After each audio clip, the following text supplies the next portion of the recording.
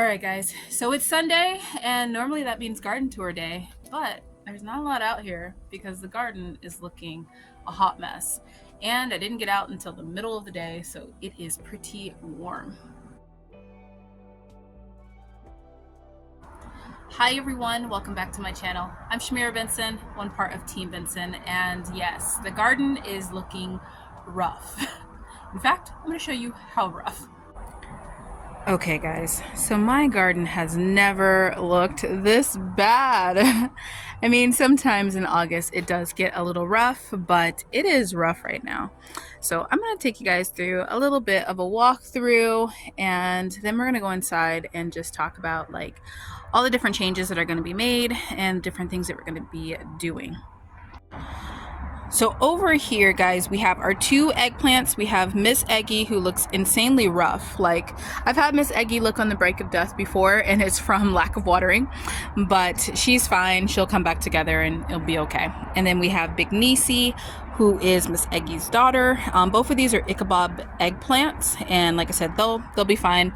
They just need a little shade and some water. Now, this is interesting. This is my chocolate mint, and it has never survived a summer, and it has had this little green patch all summer long. It doesn't get any bigger. Like, if I pick a couple, it'll just grow that size, but yeah, it's kind of interesting. We have our shishito pepper over here. It is our only pepper, even out of the other 3 shishito peppers. We had 3 total. Like, it is the only one that survived. Even our serrano pepper, Diane finally didn't. She finally caved to these August heats. But this is all going to be more peppers. We have one turmeric that looked like it might be doing okay, I guess. But I don't know, guys. My turmeric is, I don't know how to grow turmeric. It's not doing great. But this area is going to be nothing but different types of sweet peppers. We grew a lot of hot peppers last year, so the shishito pepper is going to be the only one that's hot. I'm going to move that closer to the door so that then the sweet peppers and the hot peppers have some space. And then we are going to grow sweet peppers all throughout here. Now guys, I do like to alternate whether I'm growing sweet or hot peppers, and that is because I don't want them to cross-pollinate and make the sweet peppers hot or the hot peppers less hot. So I am going to be growing a lot of sweet peppers this year because we are running out of sweet peppers in the freezer. So that is a big thing. Now back up here we have our mystery melon, Brooklyn, who has tons of melons on her, guys. Like, it is just so incredibly packed with melons. So I'm hoping that she is a good, yummy melon because it's full. It's insanely full, and they just keep coming in. So it's growing like an Armenian cucumber, but as we know, it is not. We also have our okra that's still alive and doing well. It's producing like a couple okra every single week. This one's producing, but this one right here is not producing yet. It's almost there. It's getting there. We have our little mint down here that fell, but we're trying to save it. Now below it we have some lemongrass still doing good, and we have some Malabar spinach is doing good. Our squash, I give up on squash, guys. You know, I'm gonna try squash when we get on the homestead, but in my small space, I am just not growing it. It's not happening for me. Now over here we have our evening primrose that's doing good. Our yarrow is burnt to a crisp, but there are some green yarrow coming up in there, so I know that that's gonna come back because it's already starting to come back. Our black eyed peas, we're just gonna replant those. Just gonna replant them. And then we have one little stevia left that didn't get the sun. Guys, I just feel like everything got the sun. I'm getting the sun right now. It's really hot. So I'm gonna show you guys the trees, and then we're gonna go inside and we're gonna talk about what we are getting ready to start. Now we have the mulberry. Now a lot of people said that their mulberry was dying back. Ours is still doing really, really good. I think it's the umbrella that's giving it the little bit of the afternoon shade, but it got bigger and taller, and it is really ready for us to put it into the ground. So once we get a little bit of land cleared and something sustainable out on our homestead, then we're definitely gonna put that one out there along with our curry tree. Let me come around to this side, guys. So our curry tree is another one that it grew. Now many people ask me if it was another branch or like another like tree. And I said, no, it's another branch. It just started branching off at random places, like there, and then also right here and right here. I cut off the one stem that was here, and then I'm gonna cut off this one over here, but it has some seeds on it that I'm waiting to turn black. But yeah, our curry is doing really, really good. It has found its spot for the summertime. We also have Yuli, our grapevine. Now Yuli's doing a little crazy right now, but this is going to be another one that we're going to bring out to the homestead too. So we just need to get her through the summertime. And then we have our dwarf Mexican lime, and that one is doing really good too. So she's always doing well. She got a little bit of burnt leaves from us not being here to water her, but other than that, she's doing pretty good. And everything else out here, guys, looks crazy. So we're gonna go inside and just talk about what our plans are for the garden for this coming fall. Because fall, if you didn't know, is our big growing season. Okay guys, we are back inside, and yes, it's hot out there. It is really hot. We are at that time of the year where it's like the hottest part of the year, and it's surprisingly cooling down. Like the nights are cooling down, but the days are just, it's hot, it's humid, it's miserable, and nobody wants to be outside, including me.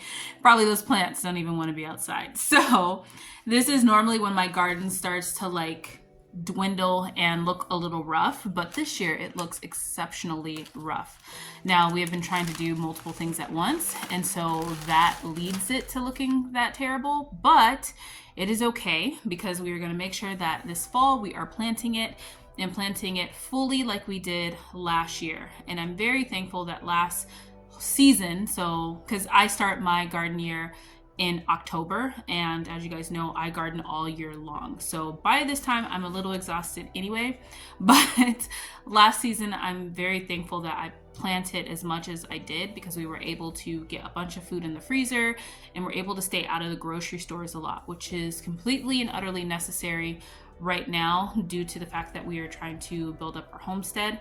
And I'm not comfortable with a lot of the food in the grocery store. I know a lot of you guys have mentioned that to me and we've had discussions about it. And yeah, I'm not comfortable with a lot of the food in the grocery store.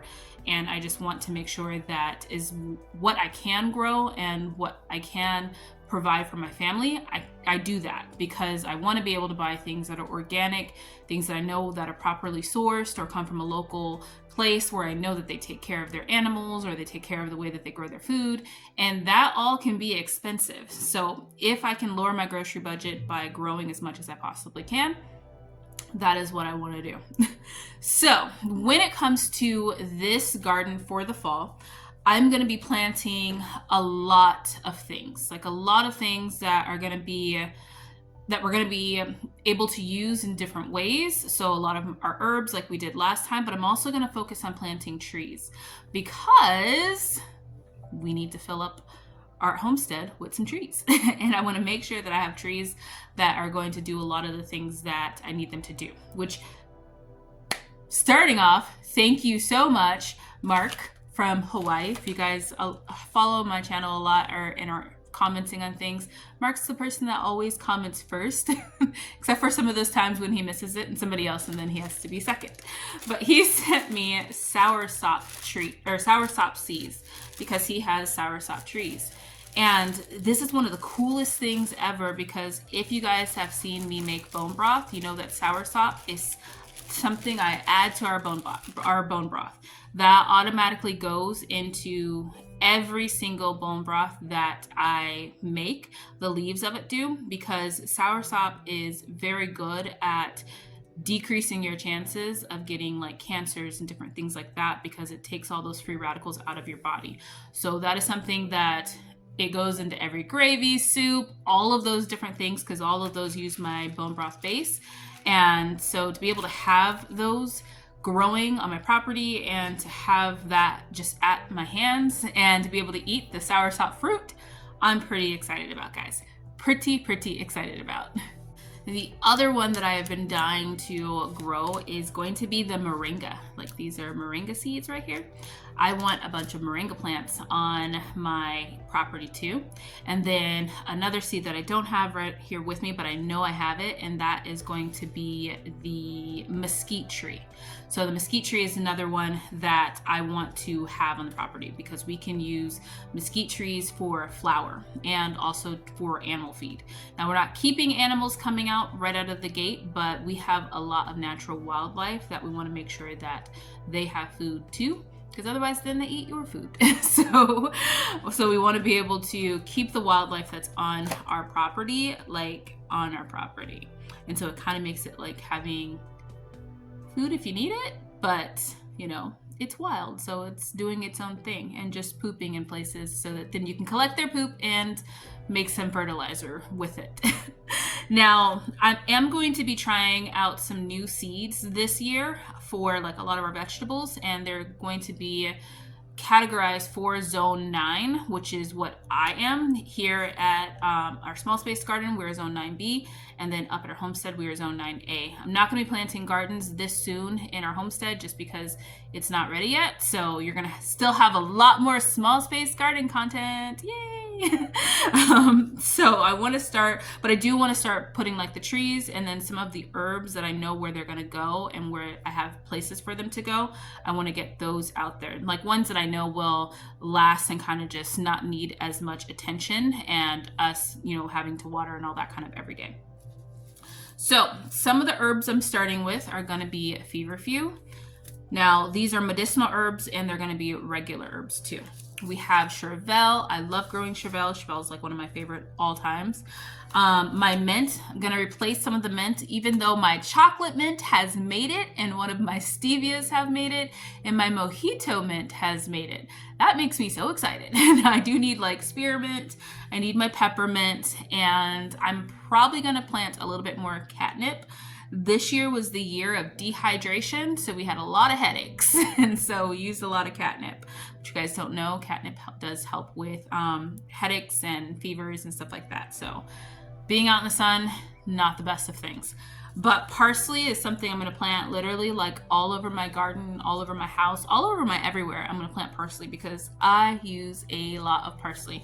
Like last year I had 2 jars full of dried parsley, and it was a game changer. It's been a game changer this whole time, this whole summer right now. So I want to make sure I plant that. I am going to grow some chamomile because we are almost out of chamomile tea. And here's the thing, guys, when it came to getting teas, I used to not put a focus on growing my tea because I was like, well, we can just get it from the grocery store. Tea bags are not that expensive. But now, you know that now it's like out in the open that there are chemicals on the tea bags that are not good for you, or there's like fillers in the tea that are not good for you. And it's even the brands that you think that are going to be nice and healthy and you're paying all that extra money for, their tea bags are still made out of the same thing. So I want to make sure that I'm growing my own tea so that then when we're using that as a medication, that it is a clean medication for my family. So I want to grow some basils. I don't have a lot of time on basils. I have a purple basil and I have a Genovese basil because basil likes the summer and does not like the fall. So it's not going to be like amazing, but I do want a little bit of basil going, and I'm going to see if I can get it through the fall. Or get it through the fall and the winter, because last year I was able to do that and we had a ton of basil. Like we had huge amounts of basil, and most people are able to keep basil for years. Here in Arizona, it doesn't really happen. And it was my tomato plant that actually killed my basil this year because it got so huge, but no regrets there because we have a ton of tomatoes. Now the next thing is going to be my slow bolting cilantro. Now, I love cilantro. Cilantro does not like the desert, but we can grow it. We just can't grow it for a long period of time because I swear it sees the sun and it bolts. Even our slow bolting one, after a while it'll see the sun and it'll bolt. But I did freeze a lot of cilantro. I make a cilantro pea chicken soup that my family loves. Like it's one of those things that they could probably eat it every single week if I made it every single week. But that's a lot of cilantro. That's a whole lot. So this year I'm going to make sure I plant enough of it and freeze it, because last year I froze the cilantro and it tasted just like I got it fresh out of the garden. So I'm going to do that this year. Dill. Now, I did not grow any dill last year. No, because our squirrel ate it. So this year I'm going to plant some dill and get that, because I make a dill butter that we only have like 2 little balls of dill butter left. So if that, we may not even have any left. So that's something I do want to grow, so that then I can make our dill butter and have enough for the next like year or 2. Marshmallow plant is one I want to grow, just because it's a good medicinal plant. And then I have our sage. Now, sage is something I should have gotten in a long time ago, like probably like 2 months ago, because it's a very slow growing herb and I like to use it during the fall, like for like all the fall cooking. So I just want all of fall to taste like Thanksgiving. So I use a lot of sage, and it's really good for cleaning out the bodies going into the fall. So keeping your body nice and clean, that's a really good thing from it. Now, I do still have some dried sage from when we grew it last season, but I prefer just fresh sage. So although I am going to plant some, that might be a start that I am willing to buy, just so that then we have that going. Dandelion, I'm going to try dandelion again. Just going to try it, see what happens. I think I might just go out to our homestead and just throw dandelion seeds everywhere and then just see what happens there. Because yeah, I don't know why, it just doesn't want to grow for me. And I remember growing up, like in all the places that we lived, dandelion just used to be everywhere. We used to count it as a weed, only to know that it is a great tea and really healthy for you. Thyme is another one that we use a lot of. So potatoes need thyme. So I'm going to grow a lot of that. And then also some hyssop. I want to get that going too, because my hyssop plant died. So those are the seeds that I'm going to focus on this week. I've been trying to focus on equal amounts of my projects, but like a little time, but equal amounts of that on my projects. So this week needs to be my herbs, because otherwise I will not have herbs in time for the fall. So I'm gonna go ahead and get those planted. So I hope this video was fun for you guys. It's probably a little bit all over the place, as I am a little bit all over the place these days. And yeah, I hope to bring you guys more videos this week. Last week was a little busy for me working, and just a little stressful with everything going on with the wars and all those different things, which we are praying for everybody, all of our friends and family in Israel and all the people there, and just all of the people that are innocent civilians too, and everywhere, because there's a lot of war going on around the world, guys, in a lot of different countries. So we're praying for all of those people. So I hope that this week is a little less stressful and we can kind of get back to making more videos, because I do miss you guys.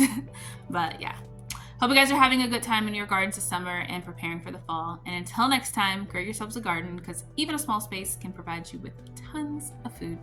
Bye guys.